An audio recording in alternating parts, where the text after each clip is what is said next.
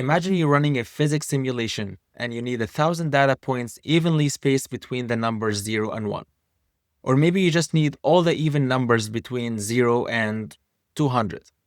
Obviously, typing those one by one is not an option. NumPy gives us the tools that allow us to generate those values instantly. In this lecture, we'll cover 3 very practical needs. How do we generate ranges of value without the needing for loops? How do we reshape arrays into different layouts? And how do we control how big arrays are displayed when things get unwieldy? Now, let's start with ranges. We know that Python has the range function that would allow us to present all the numbers or all the values that we want, let's say between 0 and 10 with a 2 as a step, so basically all the even numbers. NumPy similarly has an NumPy range, and I could provide the same inputs and it will give us similar results. All right, so how flexible is it? Why am I saying that NumPy ranges are more flexible than Python ranges? First, I don't need to wrap it in this list, parentheses, or casting. It already comes back in the same data type that we want or the same data type that we use for all NumPy operations. Second, it supports floats, not just integers, meaning that I could say I want this to be by a 0.5 step. And in that case, I'll get 0, 0.5, 1, 1.5, so on and so forth. This is not something that you could do in Python ranges. If I run the same thing, we get an error saying that our range function cannot handle or cannot use float numbers. So I'll have to change that back to something that runs. And here we go. So that is the first reason for why our ranges in NumPy are more flexible or more powerful than Python ranges. The one downside of a range here is that floating point numbers aren't always exact. If I try to create an a range between the numbers 0 and 1, where the step is 0.001, you might expect the last item in this range here to be 1, and instead you get 0.999. This can cause headaches if you're trying to get exact endpoints, and this is where the linspace functions comes to the rescue. Instead of asking for a step size, you ask for the exact number of items that you need, and Python will evenly space them for you. So over here, I could do numpy.linspace, and I want between the 0 and 1, I need 1,000 number, or let's do 100 number for now.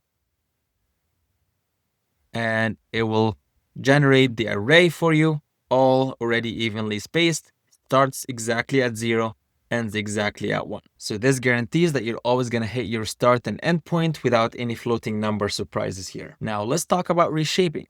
Oftentimes, once you've generated your data, you want to be able to reshape it and give it a different form or a different layout.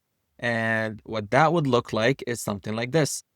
If I have a NumPy array, let me call it array 2, and it is an array or a range of numbers up to 12. Here's what array 2 looks like.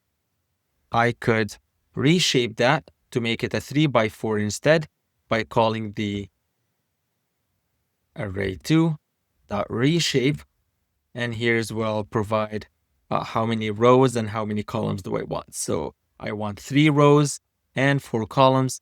If I run that, and let's see what array2 looks like now. Looks like it didn't change it, so maybe I need to reassign it to array2. Let's see what we get. Here we go. So the data or the numbers themselves, they don't change, only the shape does. And this is useful if your computation is expecting a certain number of rows or a certain number of columns instead of just a flat sequence. And as we get deeper into the class, you'll start seeing the value of these functions here. All right, now what if your array was huge? You have a lot of data points in your array.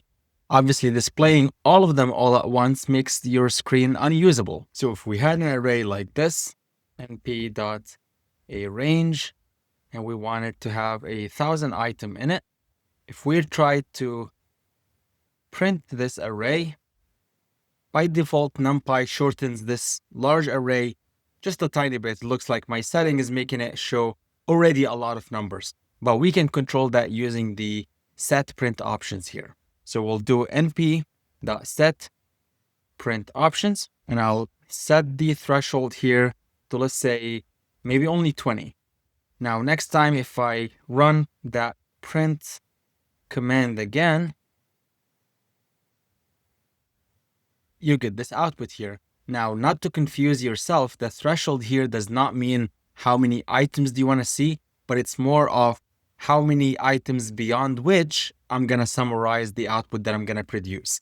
But we're also able to set other properties like the edge items, which basically says how many items on each edge should we be displaying. So if I do 4 and I run this, now if you run big or the print big, you get to see 4 items before, 4 items after. If I want to see 10 before and 10 after, that's what we'll get over here. So the threshold is basically the size of the array beyond which it's going to decide to summarize it and try to truncate it just so you don't use a lot of screen space. And the edge items is how many items do you want to see on each edge. Now we have the tools to generate ranges cleanly using the aRange function or precisely using the linspace function. We also know how to reshape our arrays to fit a certain structure or a certain shape. And we know how to control how much of the data do we want to display on the screen. That way we're not wasting a lot of screen space on raw numbers. Now, I've already mentioned that NumPy is faster, but in the next video, we're going to pit Python list against NumPy arrays, and we're going to see exactly how much faster it is.